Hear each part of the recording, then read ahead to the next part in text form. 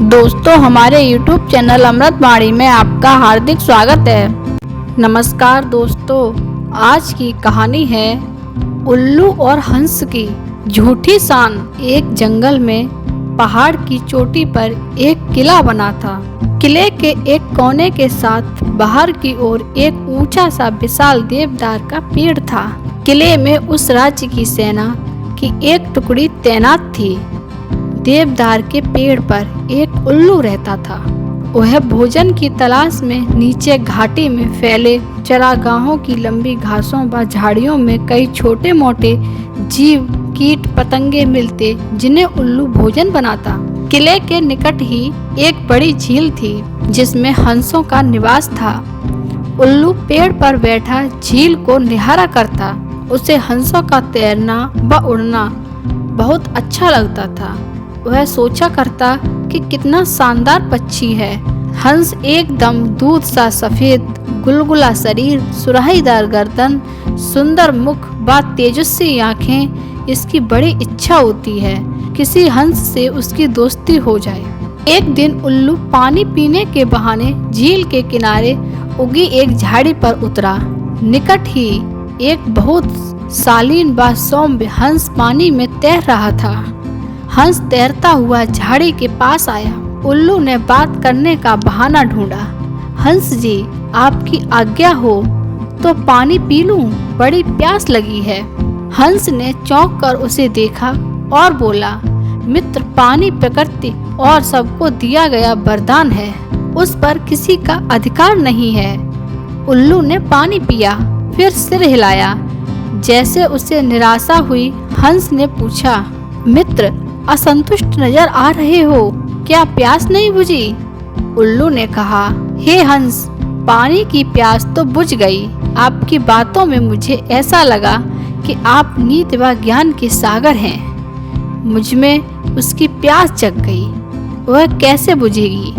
हंस मुस्कुराया, मित्र, आप कभी भी यहाँ आ सकते हो, हम बातें करेंगे।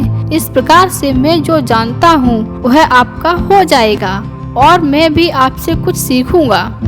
इसके पश्चात हंस व उल्लू रोज मिलने लगे। एक दिन हंस ने उल्लू को बता दिया कि वह वास्तव में हंसों का राजा हंसराज है। अपना असली परिचय देने के बाद हंस अपने मित्र को निमंत्रण देकर अपने घर ले गया। शाही ठाट थे। खाने के लिए कमल, नरगिस के फूलों के व्यंजन परोसे गए और जाने क्या क्या दुर्लभ भोजन खाद्य पदार्थ थे। उल्लू को पता ही नहीं लगा। बाद में सौंफ इलायची की जगह मोती पेश किए गए। उल्लू दंग रह गया। अब हंसराज उल्लू को महल में ले जाकर खिलाने पिलाने लगे। रोज दावत उड़ती। उसे डर लगा कि किसी दिन साधारण उल्लू समझकर हंसराज दोस्ती न तोड़ दे। इसलिए स्वयं को हंसराज की बराबरी का बनाए रखने के लिए उसने झूठ कह दिया कि वह उल्लुओं का राजा उल्लूक राज है। झूठ कहने के बाद उल्लू को लगा कि उसका भी फर्ज बनता है कि हंसराज को अपने घर पर बुलाए। एक दिन उल्लू ने किले के भीतर होने वाली गतिविधियों को गौर से देखा और उसके दिमाग में एक युक्ति आई।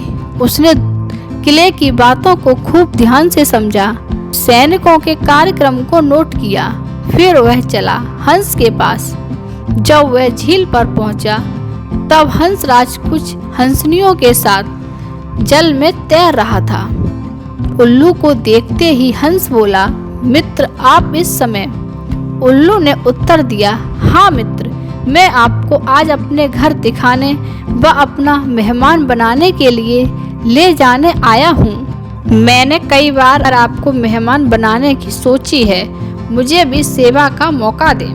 हंस ने टालना चाहा, मित्र, इतनी जल्दी क्या है, फिर कभी चलेंगे। उल्लू ने कहा, आज तो मैं आपको लिए बिना नहीं जाऊंगा। हंसराज को उल्लू के साथ जाना ही पड़ा।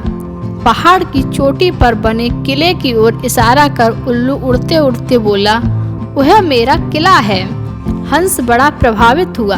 वे दोनों जब उल्लू के आवास वाले पेड़ पर उतरे तो किले के सैनिकों की परेड शुरू होने ही वाली थी। दो सैनिक बुर्ज और बिगुल बजाने लगे। उल्लू किले के सैनिकों के कार्यक्रम को याद कर चुका था, इसलिए ठीक समय पर हंसराज को लाया था। उल्लू बोला, देखो मित्र, आपके स्वागत में मेरे सैनिक बिगुल बजा रहे हैं। उसके बाद मेरी सेना परेड और सलामी देगी, आपको सम्मानित करेगी। नित्य की रोज की तरह परेड हुई, झंडे को सलामी दी गई। हंस समझा सचमुच उसी के लिए यह सब हो रहा है। हंस गदगद हो गया, कहा, धन्य हो मित्र, आप तो एक सूरवीर राजा की भांति ही राज कर रहे हो। उल्लू ने हंसराज पर रौब डाला।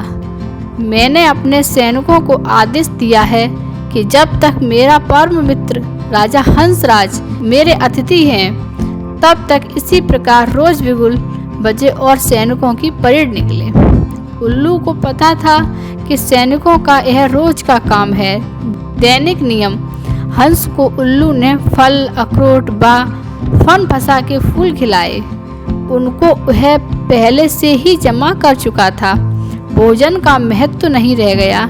सैनिकों के परेड का जादू अपना काम कर चुका था। हंसराज के दिल में उल्लू मित्र के लिए बहुत सम्मान पैदा हो चुका था। उधर सैनिक टुकड़ी को वहां से कूच करने के आदेश मिल चुके थे। दूसरे दिन सैनिक अपना सामान समेटकर जाने लगे। मित्र देखो, आपके सैनिक आपकी आज्ञा लिए बिना कहीं जा रहे हैं। उल्लू हड़बड़ाकर बोला, किसी ने उन्हें गलत आदेश दिया होगा, मैं अभी रोकता हूँ। उन्हें ऐसा कह वह हूँ करने लगा। सैनिकों ने उल्लू का घुघाना सुना और अपशकुन समझकर जाना स्थगित कर दिया। दूसरे दिन फिर वही हुआ। सैनिक जाने लगे तो उल्लू घुघाया। सैनिकों के नायक को क्रोध आया। सैनिकों को मनहूस उल्लू को तीर मारने का आदेश दिया। एक सैनिक ने तीर छोड़ा। तीर उल्लू के बगल में बैठे हंस को लगा। वह तीर खाकर नीचे गिरा व फड़फड़ाकर मर गया। उल्लू उसकी लाश के पास शोकाकुल होकर विलाप करने लगा, हाय, मैंने अपनी झूठी शान के चक्कर में अपना परम मित्र खो दिया।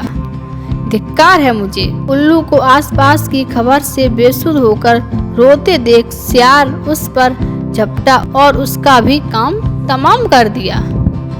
दोस्तों, इस कहानी से हमें सीख मिलती है कि झूठी शान बहुत महंगी पड़ती है। कभी भी झूठी शान के चक्कर में मत पड़ो। दोस्तों, वीडियो अच्छी लगी हो तो वीडियो को लाइक एवं शेयर करें और ऐसी ही वीडियो देखने के लिए हमारे चैनल को सब्सक्राइब कर लें। धन्यवाद।